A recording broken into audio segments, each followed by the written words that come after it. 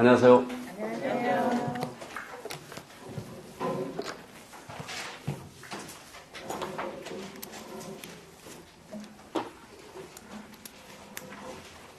저는 법령을 담당한 한민우라고 합니다. 만나게 반갑습니다. 자, 이 자료 받으셨죠? 네. 뭐 다른 과목들은 전부 다 수업 진행됐죠? 네. 예, 됐을 걸로 보이고요. 뭐 시험에 대한 내용은 다 들으셨나요? 안 들으셨어요? 오늘 정규 과정이 있으니까요. 그때 이제 같이 말씀을 드리기로 하죠. 지금 4페이지 총칙이 나오죠? 자, 우리 과목이 정신 명칭입니다.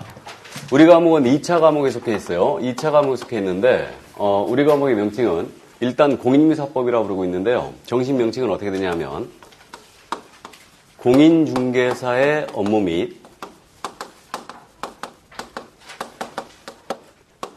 부동산 거래 신고제가 있습니다. 그래서 이게 실거래가 신고제인데요. 부동산 거래 신고에 관한 법령 및 중개 실무 이렇게 되어 있습니다. 그래서 우리 과목의 명칭이 이렇게 상당히 길기 때문에 이걸 줄여서 공인중개사법 이렇게 불러요.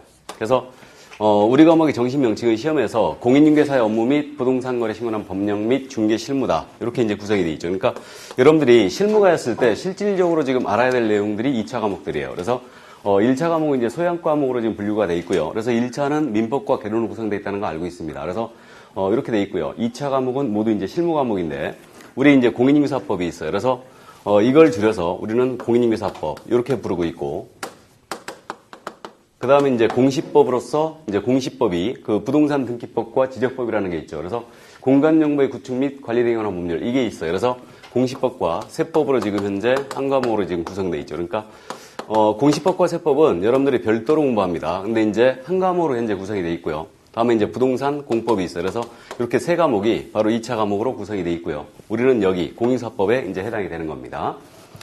자, 그럼 이제 우리 첫 수업이니까요. 일단 뭐 수업이 어떻게 진행되는가 이런 것들은 다 들으셨을 걸로 보입니다. 그래서 2달씩 한 코스로 해서 1순환 하게 되죠. 그래서 이제 연간 그렇게 이제 수업 스케줄이 진행되고 있는데 우리 과목도 물론 마찬가지로 이제 2달에 한 번씩 돌게 돼요. 그래서 11월, 12월 과정 기초 입문 과정이다 그래가지고 지금 현재 갖고 있는 자료를 가지고 이제 11월, 12월을 끝내게 됩니다. 그럼 이제 1월 달부터는 이제 정상적으로 교재를 가지고, 기본서를 가지고 이제 수업이 진행이 될 거예요. 일단은. 자, 그럼 이제 우리 첫 시간이니까요. 우리 과목 어떻게 공부해야 되느냐. 제가 지금 오늘 수업을 하면서 칠판에 계속 쓸 거거든요. 근데 이걸 계속 받아 적을 필요는 없습니다. 그래서 나중에 그 칠판에 적는 내용들은 서브노트 하나로 정리가 될 거예요. 그래서 그렇게 이제 나중에 나가는 거고, 그 수업을 듣는 게 중요하지, 적는 게 중요한 게 아니라는 거 일단 말씀드리고요. 그래서 이제 법령에 관한 전반적인 내용은 어떻게 구성이 되어 있냐면요. 우리 과목은 크게 지금 법령과 실무로 구성이 되어 있거든요. 이렇게 이제 구성이 되어 있는데 전체 이제 출제 문제는 40문제가 출제가 되고 있어요. 그래서 출제 비중은 어떻게 되냐면 요 법령 쪽에서는 약 70% 정도를 내고 있습니다. 그다음에 실무 쪽에서 약 30% 정도를 출제를 하고 있어요. 그래서 이제 법령과 실무가 7대 3의 비중으로 출제가 되는데 40문제 중에 법령 쪽에서는 28개, 그 다음에 이제 요 실무 쪽에서는 출제 비중이 그럼 12개가 되는 겁니다. 이렇게 되는데, 최근 시험은 계속 여기서 이제 30개 정도를 출제하고 있어요. 법령에서. 그 다음에 실무 쪽에서 약, 10개 정도를 출제하고 있습니다. 그래서 30개, 10개 정도 출제하는데, 우리가 지금 몇 회 대비하는 거예요? 27회. 27을 대비하는데, 26회 시험 때는 어떻게 출제했냐면요. 요 법령에서 약 32개 출제했고, 실무 쪽에서 8개밖에 되지 않았습니다. 그래서 문제가 지금 법령 쪽의 비중이 훨씬 높았어요. 그럼 오늘 우리가 첫 수업이지만 지금 여러분들한테 시험에서 유리한 거는 법령을 많이 내는 게 유리할 것 같아요? 실무를 많이 내는 게 유리할 것 같아요? 실무. 실무가 쉬워 보이죠? 그러니까 실무를 많이 내는 게 유리할 것 같은데 요 실무는 어떤 법의 테두리가 있는 게 아니죠. 그래서 이제 실무라는 건 말 그대로 실무예요. 그래서 다른 과목에서 공부했던 내용들, 공법이라든가 공시법, 세법에서 공부했던 내용들을 우리 쪽에 쭉 연계해서 같이 공부합니다. 그러다 보니까 요 실무 쪽의 비중을 높여놓잖아요. 그럼 여러분들이 상당히 어려움을 겪습니다. 그래서 실무 쪽 비중은 이거는 높이게 되면은 왜 어려우냐면요. 이게 범위가 정해진 게 아니에요. 범위가 정해진 게 아니고 그냥 대충 공법의 내용, 민법의 내용, 개론의 내용을 내도 우리는 실무다. 시험범을 벗어났다 이렇게 얘기를 못해요. 그래서 이쪽의 비중을 높이면 여러분들이 상당히 어려움을 겪습니다. 근데 이제 이 법령은 근데 법이라는 테두리가 있기 때문에 이건 아무리 어렵게 내도 여러분들이 맞힐 수는 있어요. 그래서 올해 시험은 법령 쪽이 상당히 지금 많이 나왔기 때문에 약 한 80% 정도가 나온 거죠. 법령에서. 그렇기 때문에 올해 시험이 비교적 평이했다. 이렇게 지금 현재 평가가 되고 있는 겁니다. 그래서 전체적으로 봤을 때 뭐 9월달, 10월달에 했던 내용들. 그래서 이제 솔직히 뭐 9월달, 10월달에 이제 동형 모의고사가 지내는데 이 과정에서 공부했던 내용이 전부 다 나왔어요. 그래서 이번에 지금 법령 같은 경우는 수업 내용에서 벗어난 내용이 하나도 없었습니다. 그래서 사실 뭐 거의 100% 적중을 보였던 거죠. 그러니까 그 주의해야 될 지문들 이런 것들 연습을 했었는데 이게 전부 다 나왔어요. 그래서 이제 크게 어렵지 않게 합격자들은 이제 문제를 풀었을 걸로 이해가 됩니다. 그래서 시험장에서 그랬다고 그래요. 이거 한민우가 낸 거 아니야? 이런 얘기 많이 했다고 그래요. 그러니까 그 사실 이제 강조를 하면서 수업을 하면서 이런 부분들, 이런 어려운 지문들은 조심해야 된다. 이런 말씀 드린 적이 있는데 그래서 그런 부분들이 거의 다 출제됐어요. 그렇기 때문에 크게 어렵지 않게 득점을 했다는 얘기죠. 우리가 지금 평균 60점 이상을 득점을 하면 합격을 하는 거죠. 합격을 하는 건데 우리 과목 60점 맞으면 돼요, 안 돼요? 안 되죠. 그래서 얘기 들으셨죠? 그래서 우리 과목 60점 맞으면 이건 100% 불합격입니다. 100% 불합격이고 그래서 이제 60점보다는 더 맞아야 됩니다. 그래서 우리 과목을 만약 60점 정도 맞을 정도로 공부를 했다. 그럼 공법을 여러분들이 들어보셨는데 공법이 상대적으로 어려워요.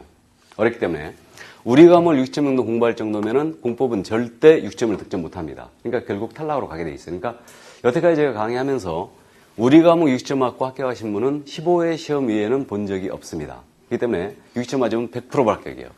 그럼 10점을 더 올려서 70점 만에 맞았다. 우리 과목을 70점. 그럼 70점 맞으면 합격할 것 같아요? 못할 것 같아요? 못할 것 같죠? 그래서 못합니다. 우리 과목 70점 맞아도 절대적으로 이건 불합격이에요. 그래서 이제 한두 문제 차이로 불합격을 하게 될 겁니다. 합격 거의 못합니다. 그래서 이 점수 맞았다 하더라도 공법에서 득점을 못하기 때문에 결국은 탈락으로 가는 거예요. 그럼 75점 정도 맞았어요. 그럼 이분은 합격할 수도 있고 못할 수도 있어요. 한두 문제 차이로 합격을 하거나 아니면 불합격하거나 둘 중에 하나입니다. 그래서 우리는 결국은 최소한 몇 점 이상을 득점해야 돼요? 그럼 80점 이상을 득점해줘야 됩니다. 그래야지만 이제 우리가 합격으로 가는 거예요. 지금 우리가 학교 다닐 때는 말이에요. 80점 정도 맞는다. 이거는 공부를 하나도 안 하고 시험을 하고도 80점 맞았죠. 대충 맞았는데 지금은요. 요 국가가 시행하는 시험에서 80점 이상 득점한다는 건 대단히 높은 점수예요. 이거는. 그래서 40문제 중에 8개밖에 틀리지 않습니다. 그러니까 32개 이상을 맞춰야 된다는 얘기죠. 그러니까 이 점수를 맞춰야지만 여러분들이 합격을 할 수 있고요. 이 점수 미만으로 맞았다. 그럼 결국은 불합격을 하게 돼요. 그래서 우리는 80점 이상을 득점을 목표로 하고 일단 수업을 진행을 합니다. 그래서 사실은 지금 26회, 여러분들이 얼마 전에 치렀던 26회 시험을 강평을 잠깐 하면 문제가 전반적으로 26회는 이제 쉬웠는데 다만 이제 여러분들이 27회를 지금 대비하고 있기 때문에 조금 걱정이 되는 부분이 올해 지금 26회 시험에서 우리 과목이 조금 어려울 거다라는 예상을 많이 했어요. 왜 그러냐면 25회 시험 때 공법이 대단히 어려웠습니다. 대단히 어렵고 그 다음에 이제 이 공시법 중에 부동산 등기법이 너무너무 어려웠어요. 이때 25회 때. 그래가지고 부동산 등기법을 빵점을 맞으신 분도 있어요. 물론 이제 합격을 했죠. 12문제 중에 이제 빵점을 맞은 거예요. 하나도 못 맞힌 거예요. 그래서 공부하신 분도 뭐 대충 합격자들은 4개, 안 하신 분도 4개 정도 맞히고 이제 합격을 했는데 어쨌든 공시법 중에 등기법이 너무너무 어려웠던 거죠. 그러니까 결국은 2차 과목 중에 우리 과목만 남은 거 아니에요. 그래서 26회 때는 공사법이 상당히 어려울 것이다 라는 예상을 했었어요.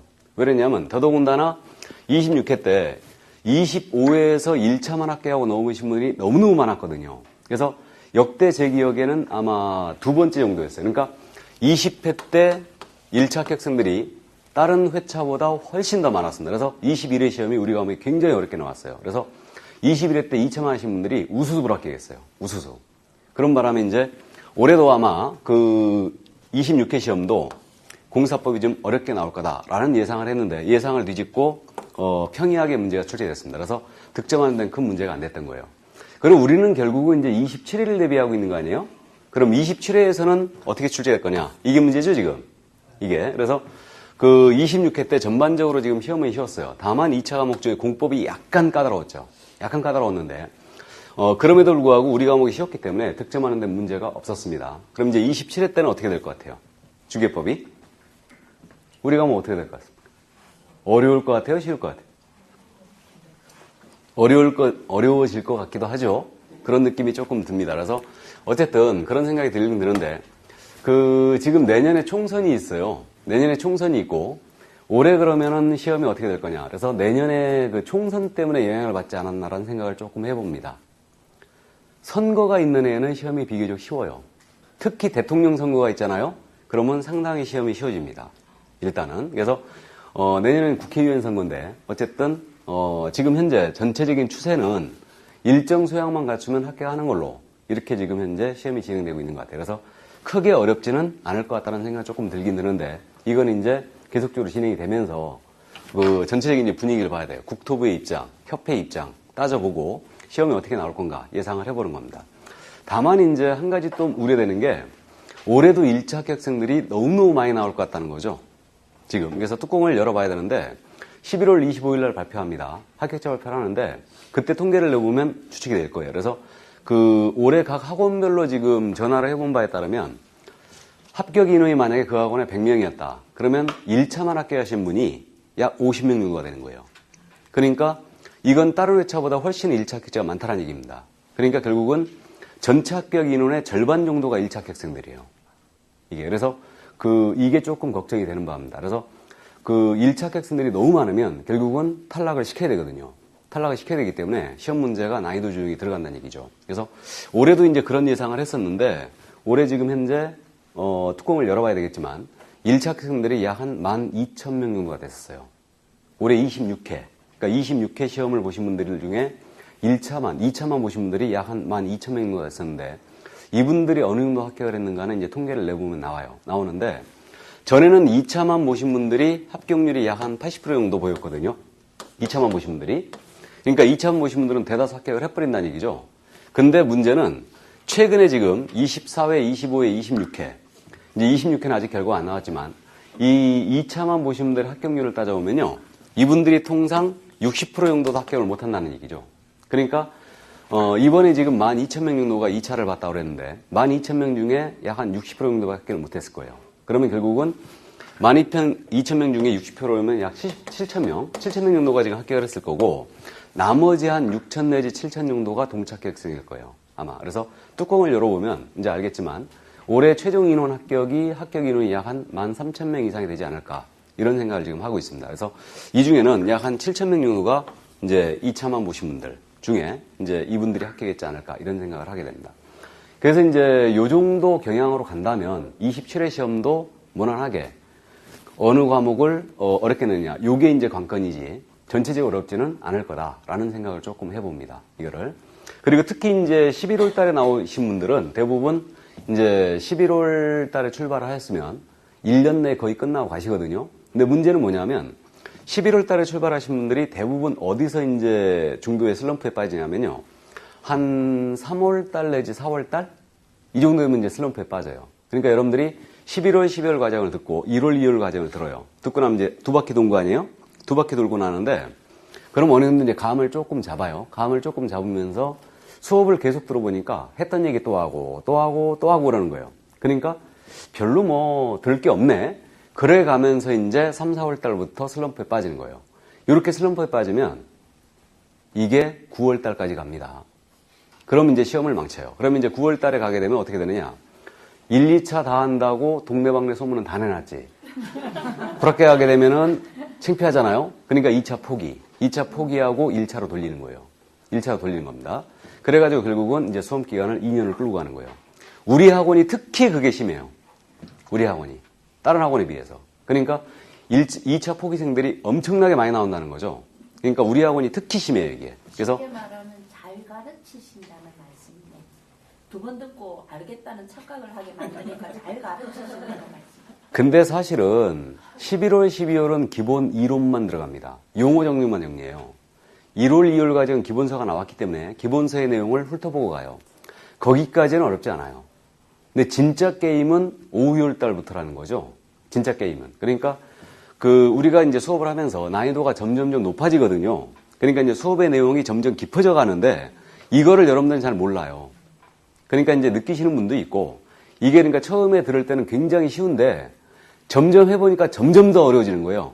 계속 그럴 거예요. 근데 그걸 느끼시면서 공부 강도를 계속 높여줘야 되는데 그냥 1, 2월 때까지 듣고서 대충 감 잡혔어. 별로가 아니네. 이런 생각하면서 이제 내가 슬럼프에 빠져버린 거예요. 그럼 그게 문제풀이 끝날 때까지 8월 말까지 간다는 얘기죠. 9월달 찬바람 살살 불어야지만 이제 정신을 차린 거예요. 그럼 이제 시험이 다음 달이거든요. 그럼 이제 겁나니까 포기해버린 거예요, 2차를. 그럼 절대 안 된다는 거죠. 그러니까 11월 달에 오신 분들은 특히 주의할 게 11월, 12월, 1월, 2월 과정을 지나면서 이제 재수생들, 이른바 재수생들이 3월 달부터 본격적으로 나와요. 그래서 뭐 빨리 나오신 분들은 이제 1월 달에 나오시는데 대부분 재수생들은 3월 달 이후에 나옵니다. 그럼 그분들 나와서 딱 하서 뭐라고 그러냐면요. 1년에 이거 1, 2차 어떻게 끝냈냐. 겁부터 주기 시작해요, 막. 그러니까 재수하고 앉았는 거죠. 그죠? 근데 그런 얘기 들을 필요가 없다는 얘기죠. 들을 필요가 없고 내 페이스대로 유지하면 돼요. 계속. 그래서 이게 지금 현재 내가 11월 달에 출발하면 어느 정도 이제 끝낼 수가 있는데 이걸 갖다가 막판에 가서 이제 포기를 하는 그런 사태들이 많으니까 특히 이 자리에 계신 분들은 포기하지 마시기 바랍니다. 끝까지 2차를 밀어붙여야 돼요. 그러니까 올해 지금 2차를 포기하신 분들이 엄청 후회했죠. 왜 2차가 쉬웠으니까. 끝낼 수 있었는데 막판에 2차를 포기하는 바람에 그러니까 8월 달까지 다 쫓아오다가 9월 달 갖고 포기를 해버리는 거예요. 그럼 결국은 수험기간이 길어지고 만약에 2차만 했다가 불합격했다. 그 정신적 타격은 이루 말할 수가 없어요. 다시 1차 과목 다시 해야 되죠? 그러면 결국은 이루 그 정신적 타격 말할 수가 없습니다. 그렇기 때문에 그런 룰을 절대 범하지 마시기 바랍니다. 그래서 특히 이제 2차만 했다가 불합격했잖아요. 그래가지고 1, 2차를 다시 하잖아, 이제. 3년차에. 그러면 3년차에 대부분 털고 가십니다. 그래서 3년차 합격하고 가는데, 만약에 3년차에서 합격을 못했잖아요? 그러면 4년차에 합격하신 분은 거의 못 봤어요. 4년차에는 거의 학원 안 나옵니다. 왜 안 나오냐면, 질려버리는 거죠. 질려서 이제 포기를 해버리는 거예요. 그랬다가 1년 딱 쉬고 났더니, 이제 좀 아쉬워. 공부했던 게. 그리고 5년차에 다시 나오시는 겁니다. 그래갖고 이제 5년차에 합격을 하는 거예요. 그러면 지금 5년이라는 세월이 걸린 거죠? 머리 시커멀 때 왔다가 희끗희끗 해갖고 가는 겁니다. 그러니까 이런 룰 절대 범하지 마시고 시험은 1, 2년 차에 반드시 끝내야 돼요. 그게 제일 좋습니다. 그래서 내가 이제 운이 없어서 만약에 3년 차로 갔다 이게 그러면 이제 그 차에는 무조건 끝내야 됩니다. 무조건 끝내야 되고 3년 차를 넘어서게 되면 이제 5년 차, 이른바 N수생이 돼가는 거예요. 이게 실제로 지금 제 수험생 중에는 10년에 합격하신 분들이 있어요. 10년 차. 그러니까 10년 차 합격하신 분들이 2분이나 있습니다. 2분이나. 그래서 그렇게 있는데 그분들은 실력이 부족해서 그런 게 아니에요. 시험은 저는 운이 있다고 분명히 생각을 하는데 내가 실력이 아무리 출중하다 하더라도 시험장에서 컨디션, 시험을 어떻게 보느냐, 또 시험에 대한 이런 떨림이라든가 이런 거를 자제를 못하신 분들은 이제 수험 기간이 오래 가는 거예요. 특히 그 다음에 지금 2차 과목 중에는 우리 과목을 가장 고득점을 해줘야 된다고 그랬는데 실제로 고득점을 하고 있고요. 그래서 우리 과목에 이제 100명 중에 1명 정도가 아마 아킬레스건을 갖고 있는 분이 있어요. 그러니까 무슨 얘기냐면 남들은 중개법 쉽다고 다 고득점을 해가는데 나는 주나 사나 계속 중개법 60점이에요. 그런 분이 있어요. 그러니까 우리 문제의 이 적응력을 못 키우시는 분이 있습니다. 그러니까 중개법을 적응을 못하는 거예요. 그런 분들이 있어요. 100명 중에 한 분 정도가 있습니다. 그러니까 그분은 상당히 아킬레스건을 갖고 있는 거죠. 그러니까 우리 과목을 득점을 해줘야 되는데 실제로 제 경험상 우리 과목의 아킬레스건을 실제로 가진 분이 5년 정도 걸린 분이 있어요. 그분은 30대였어요. 남자였는데 대부분 30대들이 합격률이 굉장히 높아요. 그러니까 이상하게 요즘은 이제 40대가 합격이 덜 많이 하는데 그 30대였는데 그분 같은 경우는 5년이 걸렸어요. 저한테 2년 들었다가 다른 학원에 가서 2년 더 들었어요. 그리고 다시 왔어요, 저한테. 그리고 이제 최종적으로 마지막에 이제 5년 차에서 최종 합격을 했는데 그분 같은 경우는 가장인데 말이에요. 5년 동안 시험에 매달린 거예요. 그분은 결국은 그 시험에서도 다른 분들은 전부 다 한 90점 정도 맞고 합격을 했거든요. 근데 그분만 중개법 65점 맞았어요. 그 시험에서도. 그러니까 그분은 모의고사가 어렵던 쉽던 계속 중개법을 60점, 65점을 맞는 거예요. 계속. 그러니까 시험장에서 이렇게 맞는 겁니다. 그래서 결국은 이분은 어떻게 작전을 바꿨냐면 공법을 득점을 하는 걸로. 공법을. 그래서 2차 과목쯤에 다른 과목의 공법을 득점하는 걸로 작전을 바꿔서 결국 5년차 이제 합격하라고 했어요. 그러니까 제가 수업을 하면서 그런 분들이 있어요. 중개법도 어느 정도 공부를 하다 보면 어느 날 갑자기 딱 감이 잡혀요. 딱 잡히는데 이게 끝까지 안 잡힌다. 이게 10월 거의 이제 시험 볼 때가 다 됐는데 감이 안 잡힌 분들은 공법에 득점할 목표를 세우고 일단 타겟을 그쪽으로 바꿔줘야 됩니다. 그래서 그런 분들이 100명 중에 1명은 있더라 이거예요. 그러니까 이제 그런 이제 케이스에 안 걸리도록 여러분들이 또 이 중개법을 열심히 하면 어느 정도 정리가 될 겁니다. 자, 그래서 어쨌든 뭐 참고를 해 두시고요. 그 다음에 뭐 나머지 그 수업에 대한 부분은 이제 수업이 진행되면서 계속 말씀을 드릴 겁니다. 그래서 오늘 뭐 첫 진도니까 바로 진도로 이제 나가기로 하겠습니다. 그럼 그 4페이지에 지금 총칙이 지금 있거든요. 총칙은 조금 이따 하고 10페이지로 바로 가보세요. 10페이지. 10페이지 공인중개사 시험제도가 나옵니다. 찾으셨어요? 자, 10페이지. 자, 그래서 공인중개사 제도인데요. 이거 이제 우리가 첫 진도니까 공인중개사 제도부터 먼저 보도록 하겠습니다. 시험 시행 기관이라 나와 있거든요. 제가 읽어드립니다. 원칙. 공인중개사가 되려는 자는 특별시장, 광역시장, 도지사, 특별자치도지사, 이하 시도지사를 한다. 이자가 시행하는 자격시험에 합격해야 한다 그랬어요. 예외. 국토교통부 장관은 공사시험 수준의 균형 유지를 위하여 필요하다고 인정하는 때는 공사정책 심의인의 의결을 거쳐 직접 시험 문제를 취하거나 시험을 시행할 수 있다 이랬어요. 자, 보겠습니다. 공인중개사 시험제도에 대한 부분이거든요. 시험의 시행기관이 누구냐? 바로 이 부분인데 시험 시행기관은 원칙적으로 지금요 시도지사로 되어 있네요. 그래서 이제 공법 시간에 시도지사, 시군구청장 엄청 많이 들어볼 거거든요. 그래서 이제 이 시도지사 할 때 이 시장은요 특별시장이나 광역시장을 말하는 겁니다. 그다음에 이제 도지사가 누군지는 아실 테고요. 그래서 시험은 원칙적으로 시도지사가 시행함을 원칙으로 합니다. 그럼 시험은 우리 시험은 지금 현재 시도별로 시행된다는 거죠. 원칙이 이렇게 돼 있다는 얘기입니다. 그럼 이제 시험이 시도별로 시행되다 보면 시험 수준이 서로 안 맞을 수 있어요. 안 맞을 수 있으니까 예외적으로 우리 국토교통부 장관이거든요. 그래서 이 국토교통부 장관을 앞으로 국장이라고 제가 쓰겠습니다. 그래서 국장이라고 그러는데 예외적인 시험 시행기관이 바로 국토부 장관이에요. 그러니까 시험 수준의 균형 유지를 위해서 이 국장이 직접 시험을 시행하나 시험 문제를 출제할 수 있습니다. 그래서 원칙이 바로 시도지사고 예외적 시험 시행기관이 바로 국장이다.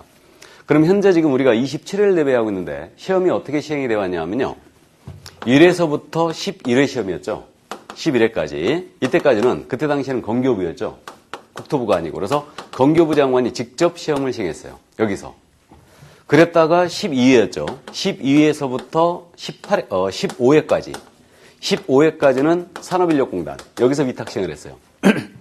그랬다가 이제 들어보셨을 텐데 15회 때 산업인력공단에서 위탁 시행을 하면서 이걸 무리를 일으켰어요. 무리를 일으켜가지고 결국 15회 시험을 한 번 더 치르게 됩니다. 그래서 15회 추가 시험이라고 불렀죠, 이거를. 그래서 15회 추가 시험서부터 18회까지.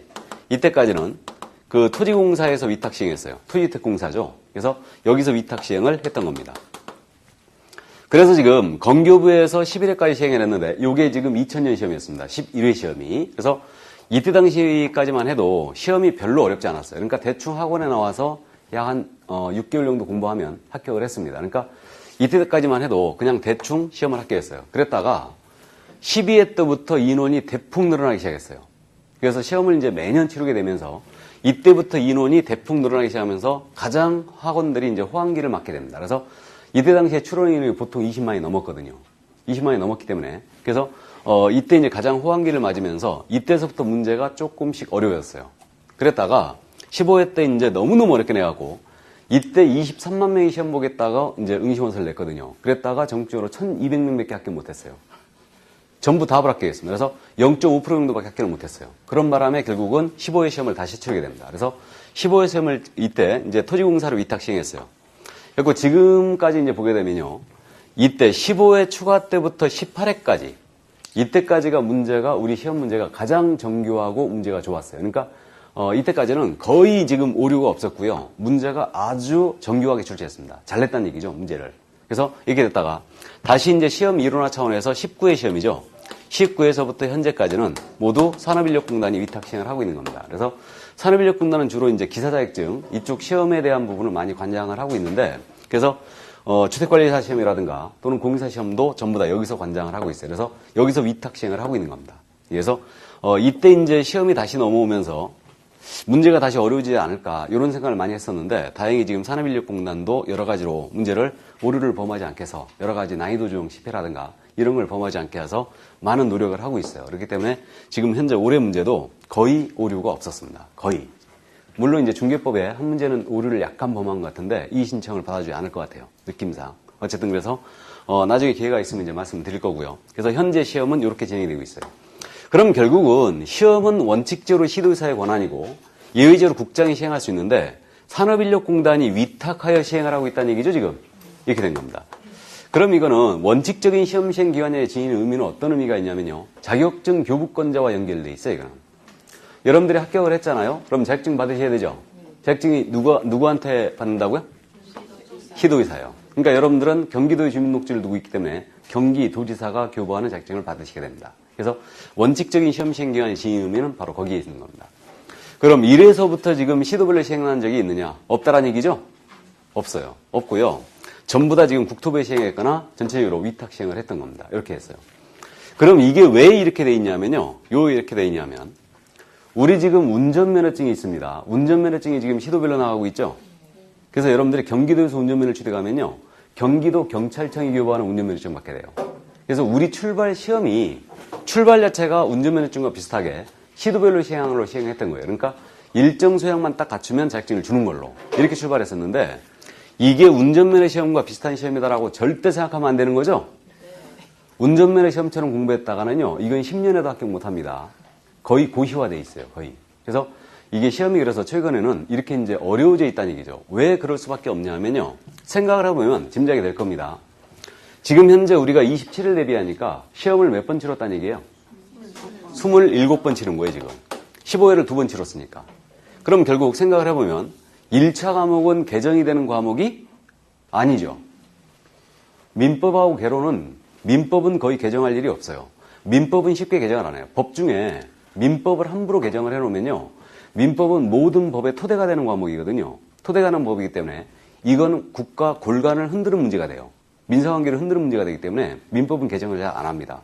뭐 기본 6법이라는 것들, 그러니까 뭐 민법이라든가 상법이라든가 뭐 형법이라든가 이런 것들은 잘 고치질 않아요. 개정을 안 합니다. 그럼 결국은 27번의 기출문제가 누적이 돼 있다는 얘기예요. 그럼 결국은 1차 과목은 각 과목당 1000문제 이상의 기출문제가 누적되어 있는 거예요, 지금. 이게. 그럼 결국은 어떻게 되느냐? 똑같은 문제를 낼 수는 없는 거죠. 똑같은 문제를 낼 수 없기 때문에 그럼 출제자 입장에서 보면은 문제 낼 게 없는 거예요. 그러니까 이게 점점 더 시험 문제가 어려워져 가는 겁니다. 근데 이제 2차 과목 같은 경우는 이건 전부 다 법이 끊임없이 개정되는 과목들이에요, 이거는. 그렇기 때문에 2차 과목은 우리 지금 과목도 지금 현재 올해 입법 예고된 게 2가지나 있어요, 지금. 그래서 전체적으로 지금 현재 바뀔 내용들이 있는데 이 부분이 올해 통과가 될지 안 될지 지금 모르겠는데 어쨌든 우리 과목도 지금 현재 개정을 예고하고 있고요. 공시세법 엄청 이거 개정 잘 되는 거죠. 이것도. 그래서 세법이 특히 개정이 잘 돼요. 그 다음 이제 부동산 공법. 허구한 날 고칩니다, 이거. 그러니까 결국은 2차 과목은 개정이 계속되기 때문에 개정된 내용들은 무조건 주의해야 돼요. 왜? 출제자 입장에서 보면 문제 내기가 진짜 좋거든요. 그러니까 결국은 2차 과목은 기출문제들이 있지만 오래전에 냈던 기출문제는 쓸 게 하나도 없어요. 완전히 틀리거든요, 지금. 그러니까 2차 과목 문제 내는데 크게 어려움이 없다는 얘기입니다. 그러니까 결국 2차 과목은 어렵게 낼래야 낼 수가 없는 거예요. 근데 1차 과목은 이렇게 개정되는 부분이 없기 때문에 계속 문제가 어려워지는 겁니다. 그래서 여러분들이 지금 그 전에는 한 6개월 정도 하면은 합격을 한다고 그랬는데 지금은요 1년 내내 매달려야 되는 시험이 된 거예요. 이게. 그래서 1년 내내 전력 질주를 해야 되는 시험이 된 거고 그렇기 때문에 우리가 상당히 지금 현재 이게 어려워져 있는 겁니다. 그러다 보니까 지금 현재 실무를 보면요. 그 자격증을 지금 따고 개업을 하시는 분들 있잖아요. 그러니까 이분들은 진짜 일을 잘합니다. 제가 감탄할 정도예요. 그러니까 실력 면에서도 그렇고요. 그 다음에 또 업무를 하는 거 보면 거의 손님들한테 밀리질 않아요. 거의 FM대로 해버립니다. 일을. 그러니까 요즘 인터넷이 워낙 잘 돼 있기 때문에 특히 젊은 사람들이 있죠. 인터넷에서 다 알아보고 와요. 다 알아보고 옵니다. 그래가지고 이제 우리 개업공사한테 확인만 하는 거예요. 알고 있는 상태를 모른 척 하면서 물어보는 거예요. 근데 이제 거기서 개혁공사가 만약에 버벅댔다. 그러면 이 개공 실력 없네? 그러면서 딴짓 가는 거예요. 근데 요즘은 워낙 지금 시험이 좀 어렵기 때문에 결국은 의뢰인보다는 훨씬 정확하게 계약서 쓴다든가 이런 것들을 정확하게 알고 있다는 얘기죠. 그러니까 상담 같은 것도 하는 거 보면요. 옆에서 가만히 지켜보면 이거 거의 감탄할 정도예요. 이게. 그래서 어쨌든 이 일을 지금 잘하고 있다는 겁니다. 그래서 우리 중기업에 대한 물이 그래서 굉장히 깨끗해졌어요. 그러니까 나중에 뭐 금지위 같은 거 할 때 제가 언급을 하겠지만 올해 지금 개정이 된 게 개정이 될 게 예고가 돼 있는 게 지금 현재 논의가 되고 있는 게 우리가 지금 부동산을 갖고 일을 하고 있잖아요. 그러면 부동산을 사고 팔고 업으로 하는 거 이걸 부동산에 대한 매매업이라고 그러거든요. 이거 할 수 있을 것 같아 없을 것 같아요?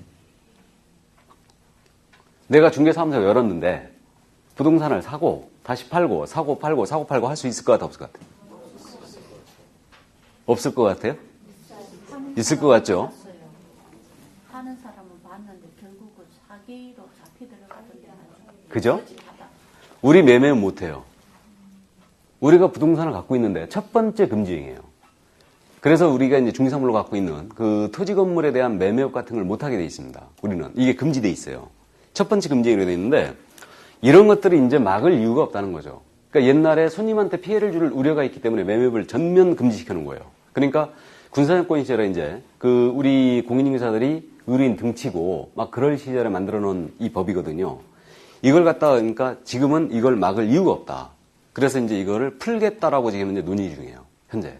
그러면 이제 전체적인 틀이 바뀌는 거예요. 그러니까 이제 부동산 경기가 침체했다고 많이 그런 얘기를 하는데 공인중개사한테 매매업하고 의뢰인과의 직접거래가 금지되어 있는데 매매업과 직접거래를 풀어주잖아요. 풀어주게 되면 물론 이제 반대 의견가 엄청나게 많을 겁니다. 그래서 매매업을 풀어내게 되면 이제 후유증도 있긴 있을 거예요. 분명히 있긴 있을 텐데 부동산 거래가 많이 투명해졌기 때문에 이거를 푸는 쪽으로 지금 현재 추진을 하고 있다는 거죠. 그러니까 제가 보기에는 반드시 풀어야 돼요, 이거를. 그러니까 풀어야 되고 이게 풀게 되면은 우리 수익성에서 엄청나게 좋아진다는 얘기죠. 매매업을 할 수 있다면. 그러니까 매매업 하나만 딱 풀어놓으면요. 부동산 경기가 굉장히 활성화될 거예요, 제가 보기에는. 왜냐하면 우리 공인중개사들이 직접 부동산을 사는 거예요. 사가지고 다시 파는 겁니다. 이게. 그러면 거래가 굉장히 활발해진다는 얘기죠, 이게. 그래서 어쨌든 지금 현재 이거를 국토부에서 논의를 하고 있어요, 지금. 그래서 지금 현재 제가 보기에는 올해 이게 아마 국회에서 통과가 될지 안 될지 모르겠는데 국회가 저 모양이라 지금 현재 통과되기는 조금 힘들지 않을까라는 생각을 하는데 어쨌든 장기적인 안목에서는 푸는 걸로 추진이 되고 있다는 것은 아주 바람직합니다. 그래서 이런 게 풀려야 돼요. 풀려야지만 지금 현재 뭐 우리 중개사무소 수익성에 상당히 문제가 많이 생기고 있으니까 전체적으로 지금 현재 중개업소가 굉장히 많이 늘어나 있고 이게 중개업소가 사실 유지하기도 힘들어요. 그렇기 때문에 이걸 풀어놓게 되면은 결국은 그 수익성이라든가 이런 거에 대해서 우리가 굉장히 이제 유리한 점을 이 고지를 이제 점령을 하게 되는 겁니다. 그래서 이게 지금 현재 논의가 되고 있어요. 그래서 제가 보기에는 분명히 풀어야 되지 않을까라는 생각을 하고 있습니다. 그래서 지금은 공인중개사들이 이렇게 이제 배출이 되기 때문에 우리 이 실무에서 엄청 이게 거래가 투명해지고 좋아졌다는 얘기죠, 이게. 아직 길은 멀지만. 아직. 자, 그래서 참고를 해 두시고요. 그래서 원칙적 시험 시행기관이 바로 국토부 장관이 아니고 시도의사라는 거. 그것만 이해하시고요. 다음에 이제 10페이지에 정책심의위원회가 나와 있죠. 그래서 공인중개사 정책심의위원회가 있는데요. 이거는 시험에 대한 전반적인 사항을 여기서 결정하기 위해서 정책심의위원회라는 게 만들어져 있습니다. 그래서 참고를 해 두시고요. 그 다음에 이제 11페이지에 응시결격이란 말 나와 있죠. 자, 그럼 응시결격을 보겠습니다. 이 응시결격이란 말은 무슨 말이냐면 누가 시험을 못 보느냐, 시험 자격이 없는 자를 얘기합니다. 시험을 볼 자격이 없는 자. 그래서 응시결격자는 정확하게 2명이에요. 먼저 공인중개사 자격을 취소당했습니다. 자격을 취소하면 3년 동안 응시하차를 못하게 돼 있어요. 3년간.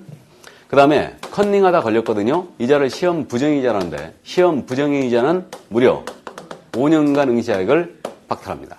이거를. 그래서 이 자격 취소를 당했다. 그러면 3년간 응시를 못하고요.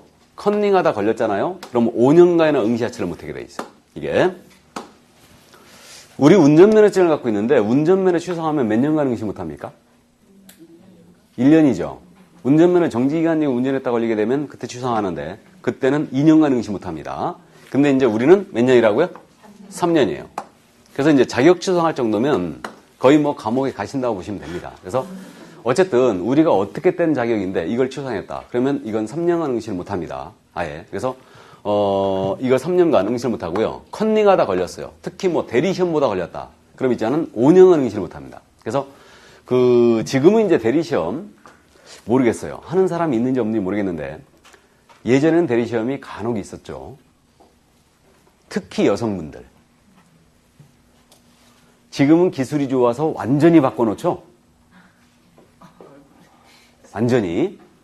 주민등록증 사진은 고등학교 때 할 때 사진이고 수험표의 사진은 현재 사진이에요. 그죠?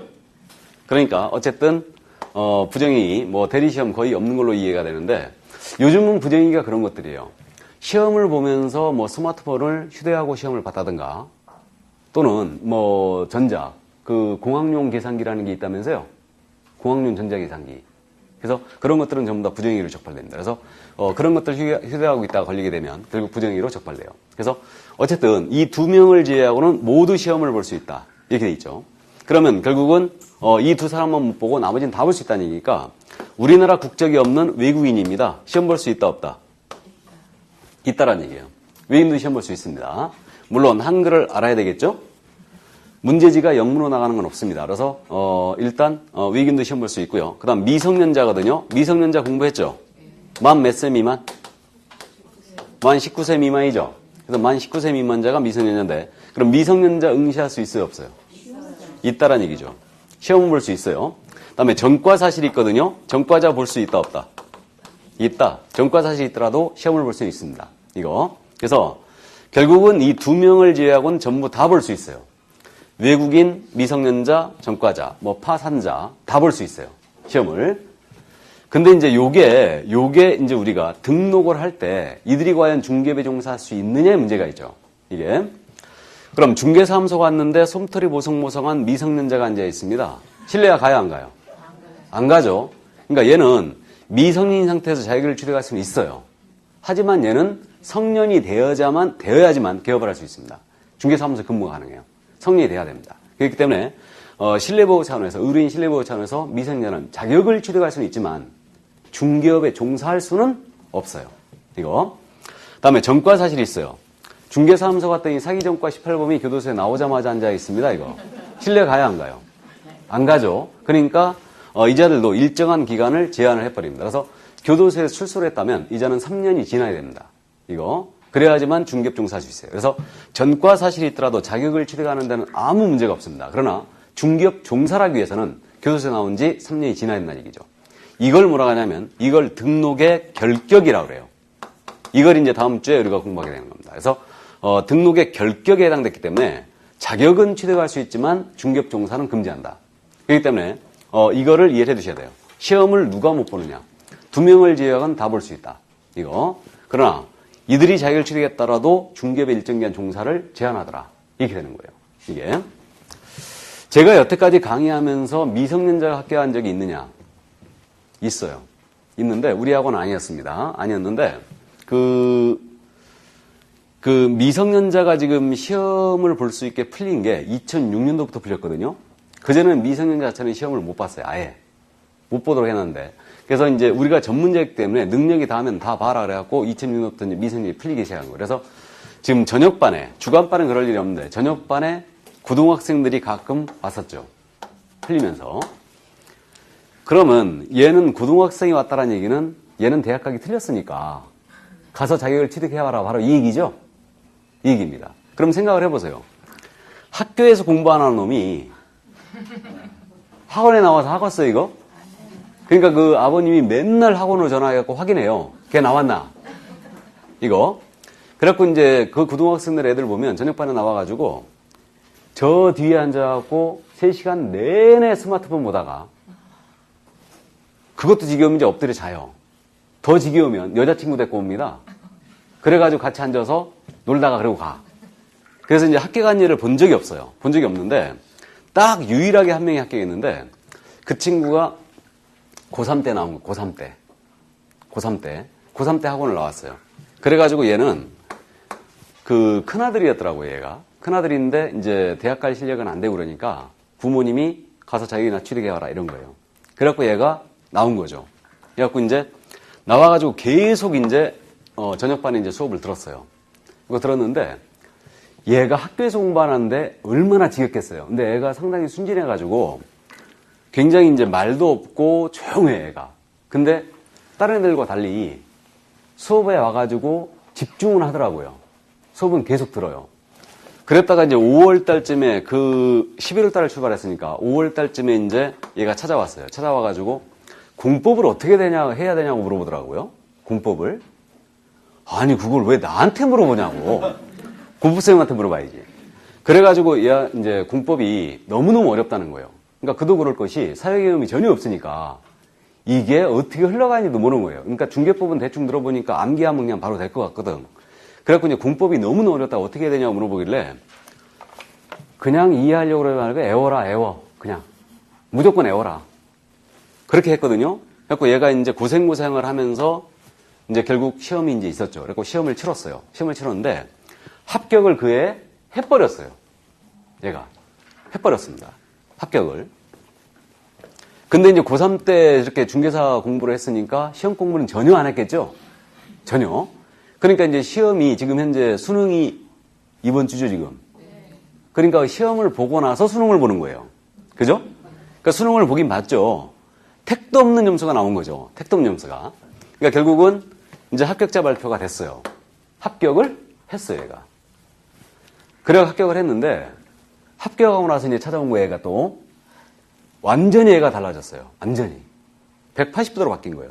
그래갖고 그 1년 내내 인상 빡빡 쓰면서 이렇게 학원 나오더니 합격을 하고 딱 왔는데 애가 너무너무 밝아진 거예요. 그러면서 이제 같이 밥을 먹으면서 걔가 이제 내가 이제 찬찬히 물어봤죠. 집안 환경을. 그랬더니 얘가 집이 그 부모님 이제 두 분 다 계시는데 한 분이 부동산을 하시고 계시고 얘가 큰 아들이에요. 그다음에 작은 아들이 또 있는데 아들만 딱 둘이더라고요, 이 집은. 근데 작은 아들이 워낙 공부도 잘하고 애가 생기도 잘생겼고 그러니까 이제 부모님이 너무 좋아한대, 작은 아들을. 그러니까 자기는 큰 아들인데 맨날 혼만 나고 그다음에 덩치도 작고 애가 굉장히 의기소침해요. 그래갖고 너무너무 이제 부모님 미워하는 게 너무너무 보이는 거예요, 얘는. 그래가지고 그렇게 이제 애가 기죽어 살다가 합격을 했잖아, 지금. 자기가 인생에서 처음으로 이게 자기가 열심히 노력해갖고 성취를 하는 게 처음이었던 거예요, 이게. 그래갖고 이제 처음으로 합격을 한 거예요, 얘가. 자기가 본 시험 중에. 그래갖고 얘가 자신감이 이제 생긴 거예요. 자신감이 생겨갖고 얘가 그러는 거예요, 이제. 재수해가지고 대학을 가야겠다고. 얘는 인생이 바뀐 거예요, 이제. 그래서 사실 우리가 이제 이 자격증, 1년 내내 스트레스 받아가면서 공부하거든요. 근데 나중에 이제 자격증 받고 나면 여러분들이 좀 허탈해요. 이 종이 쪽지 하나 받으려고 내가 이렇게 1년 동안 고생했나. 허탈한데 그게 한 2-3달 정도 지나게 되면은 내가 잘했구나라는 생각을 하게 돼요. 그제서야 이제 피부로 느끼는데 그래서 얘 같은 경우는 그 다음에 내가 지금 더 이상 연락이 안 와서 못 물어봤는데 부동산학을 전공하겠다고 그러더라고, 이제. 그래서 얘는 이제 대학을 가더라도요, 수능 시험을 어느 정도 보더라도 자격증이 있기 때문에 어드밴티지가 있는 거예요. 그렇기 때문에 부동산학을 전공한다고 그러더라고요, 얘가. 그래서 결국은 얘는 이제 인생을 바꿨지 않나 그런 생각이 드는데 어쨌든 그래서 그 미성년자라도 일단 자격을 취득할 수는 있다라는 얘기죠. 하지만 얘는 이제 성년이 될 때까지는 계속 기다려야 되는 그런 사태가 이제 벌어진 거예요. 일단 그래서 어쨌든 뭐 그런 얘를 보면서 참 강의하면서 가장 보람을 느꼈던 게 바로 이거였어요. 그러니까 얘한테 내가 해준 건 없었지만 얘가 나중에 그 얘기를 하더라고요. 공법을 어떻게 했냐고 물어본 거 기억하시냐고 그러더라고요. 그래갖고 기억하지. 그랬더니 그때는 그냥 다 때려치고 싶었대요. 너무너무 어려워갖고. 근데 그냥 교수님이 그 한마디, 애워라. 뭘 이해하려고 그러냐. 젊은 놈이. 그 마디 때문에 자기가 애웠다는 거예요, 그냥. 그래갖고 어쨌든 뭐 고맙다. 그때 이제 포기하려고 그랬는데. 그래서 그런 얘기를 이제 하더라고요. 그러니까 제가 강의하면서 가장 보람을 느꼈던 게 바로 얘였어요. 얘였습니다. 이게. 뭐, 이 자리에도 이제 젊으신 분이 계시는데, 뭐, 아직 그 젊은 남자분은 안 보이시네. 안 보이는데, 젊은 친구들이 합격하는 경우도 있거든요. 그러니까 젊은 친구들은 거의 다 1년 내에 끝내버립니다. 합격하고 가요, 그냥. 합격하고 오는데, 젊은 친구 한 명도 걔도 합격을 하고요. 지적공사 들어간 애가 있어요. 그러니까, 걔도 합격을 하고 나서, 나이가 이제 군대 갔다 와서 바로 합격을 했고요. 그 다음에 이제, 얘도 진로를 나한테 상담을 한 적이 있었어요. 이게 중기업이라는 건 어느 나이를 좀 필요로 합니다. 경륜이 좀 필요하다는 얘기죠. 손님들을 다뤄야 되기 때문에. 그러니까 중개사함을 쓰더라도 너무 나이가 어리면 잘 안 써요. 안 쓰는데 어쨌든 근데 젊은 남자애들이 합격을 하게 되면요. 얘네들은 그러니까 결국 상가라든가 이런 쪽에 지금 도는데 그럼 일을 잘못 배우게 돼요. 잘못 배우게 되는데 상가 같은 게 워낙 사기가 많거든요. 이게. 그러니까 일을 잘못 배우는데 어쨌든 뭐 요즘은 젊은 애들이 강남으로 많이 간다고 그러대요. 강남에 이른바 이제 삐끼로 많이 간다고 그러대. 부동산 삐끼라고 들어보셨어요? 이른바 우리가 복부인들 모시고 다니는 젊은 삐끼들. 이제 이런 걸 많이 한다고 그러는데 그 친구 같은 경우도 저한테 이제 합격하고 나서 진로 상담을 한번 했었어요. 그래서 어떻게 해야 되느냐. 그러니까 중기업에 네가 종사하기 힘들 거다. 그렇다고 개업하기는 힘들 거다. 개업을 한다면 부모님을 모시고 개업을 해야 되는데 그래서 어쨌든 개업하기도 힘들 거다. 그러니까 아직 나이가 어리니까 공무원 쪽을 한번 생각을 해봐라. 그래갖고 얘가 어딜 갔느냐 하면 지적공사 들어갔어요. 지적공사가요. 공사 중에 아시는 분 아시는데 지적공사가 공사 중에 랭킹 3위예요. 보수명이라든가 처우명이라든가 이런 게 거의 랭킹 3위 정도 들어갑니다. 그러니까 5손가락 안에 들어가는데 진짜 좋은 데를 간 거죠. 걔는. 그래갖고 이제 전화가 왔어요. 합격했다고. 그래갖고 최종적으로 이제 지적공사 합격해갖고 이제 전화가 왔는데 어쨌든 그래갖고 잘했다. 그래갖고 이제 걔도 이 자격 시험을 따면서 자신감이 생긴 거예요. 그러니까 이제 계속 대학도 이제 변변치 않은 그런 대학 나와가지고 결국은 이제 어떻게 해야 될까? 취직은 하기 힘들고. 그러니까 이제 자격 시험을 땄는데 어쨌든 얘도 그러니까 그 자격증을 따고 인생이 바뀐 거죠. 얘도. 그러니까 이제 이런 거 보면서 결국 이 자격증이라는 게 결국 우리가 이제 물론 이 자리에는 내가 부동산을 좀 알아야겠다 하고 나오신 분도 계실 테고 자격을 따고 나중에 이걸 활용을 해야겠다 이런 분도 이제 계실 텐데 어쨌든 이 자격이라는 게 우리가 그 과정에서 굉장히 힘들게 따기는 하지만 나중에 땄을 때는 바로는 못 느끼지만 지나고 나서는 내가 잘했다는 생각이 들 거예요. 잘했다는 생각이. 어쨌든. 자, 그러면 그 응시 결격에 대한 부분 여기까지 이르시고요. 그 다음 이제 시험 시기가 나오고 있습니다. 11페이지에 시험 시기.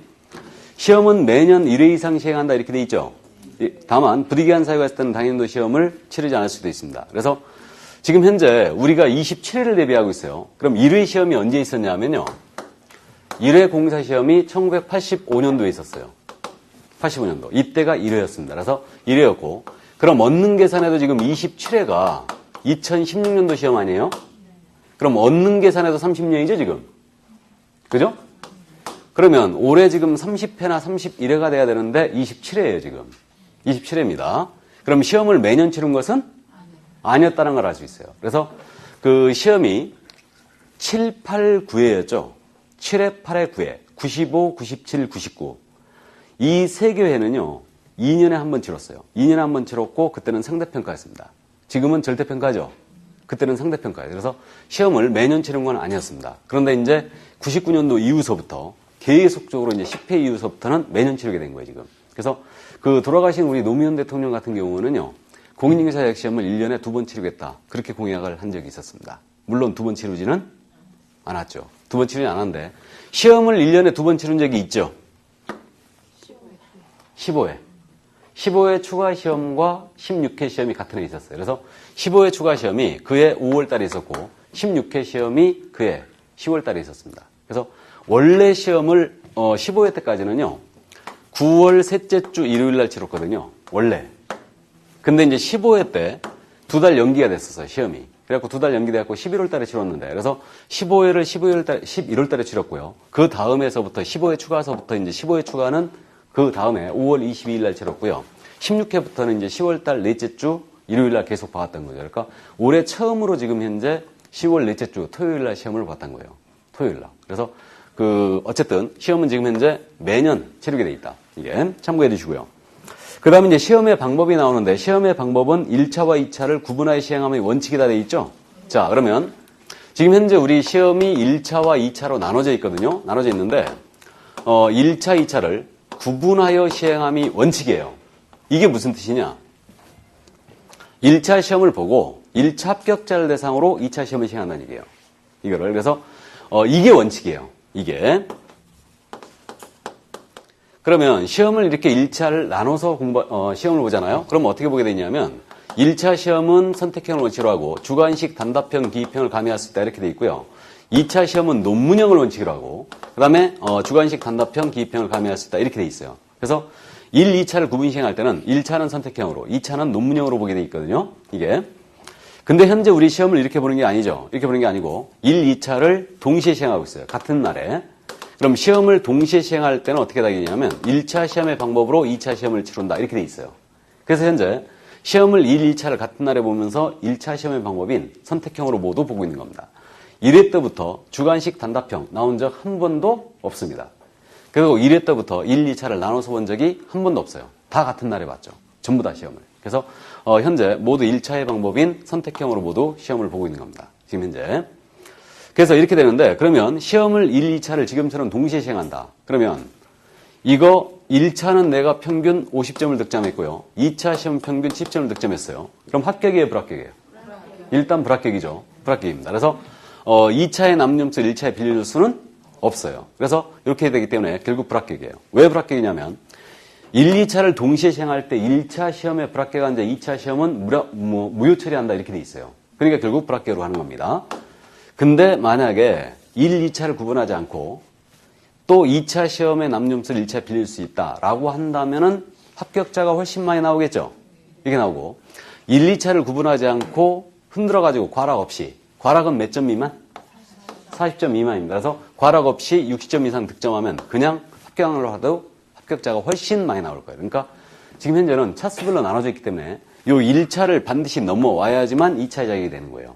그래서 요 1차가 현재는 시험이 굉장히 어려워지기 때문에 요걸 넘어와야지만 2차가 이제 유효해지는 겁니다. 이게. 그래서 최근의 경향도 올해도 지금 그런 분들 많을 텐데 1차에 불합격하고 2차는 합격 점수가 나온 분들이 많아요. 많습니다.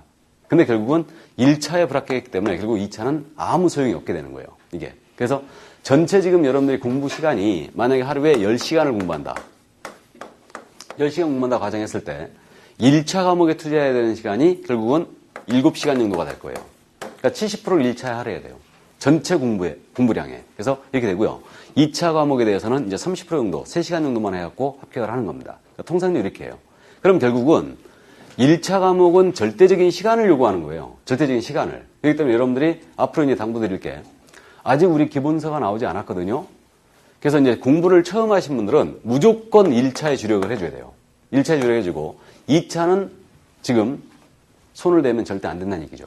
이거. 그래서 1차 과목의 시간을 드리게 되기 때문에 결국은 1차에 계속적으로 투자를 해줘야 됩니다. 이거는 단번에 실력이 올라가는 게 아니에요. 1차는. 그래서 지속적으로 책을 읽고 투자를 해줘야지만 내가 1차를 이제 공략을 할 수 있다는 얘기죠. 그래서 뭐 다른 과목 선생님도 말씀을 하셨겠지만 특히 제 과목 같은 경우는요. 그 1차 시간을 드려야 되기 때문에 일단 복습도 하지 마세요. 그냥. 수업만 듣고 계속 따라오면 됩니다. 따라오면 되는데 그래서 언제까지 그렇게 하면 되냐면요. 내년도 6월 달까지. 내년 6월 달까지는 1차에 계속적으로 주력을 해줘야 돼요. 대신 2차는 수업만 듣고 계속 쫓아오기만 합니다. 그렇게 하면 돼요. 그래서 이때까지 계속적으로 1차에 주력을 해주고요. 그래야지만 여러분들이 2차를 갈 수 있어요. 그래서 나머지 이제 7월 달부터 2차를 시작하는 겁니다. 7월 달부터. 그래서 4개월을 남겨놓고 이제 2차를 시작하는데 어쨌든 그렇게 해야지만 2차를 포기하지 않고 따라올 수 있다는 얘기죠. 여러분들이 7월 달까지 갔는데도 불구하고 1차가 계속적으로 뭐 모의고사 봤는데 40점대에 놀고 있다.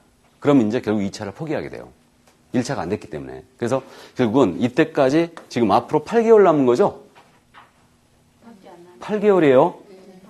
6월 달까지는. 그러니까 결국은 8개월 동안 여러분들이 1차에 계속 집중해 줘야 돼요. 그 다음에 1차 과목을 한다고 했을 때 어느 과목부터 먼저 해야 돼요? 당연히 민법부터 먼저 해야 됩니다. 그래서 계속적으로 책을 읽고 또 읽고 또 읽고 계속 투자해 줘야 돼요. 그래야지만 2차를 갈 수 있다. 그래서 결국 이제 7월 달부터 2차를 시작하면서 7월 달은 2차 과목 어차피 암기 과목이에요.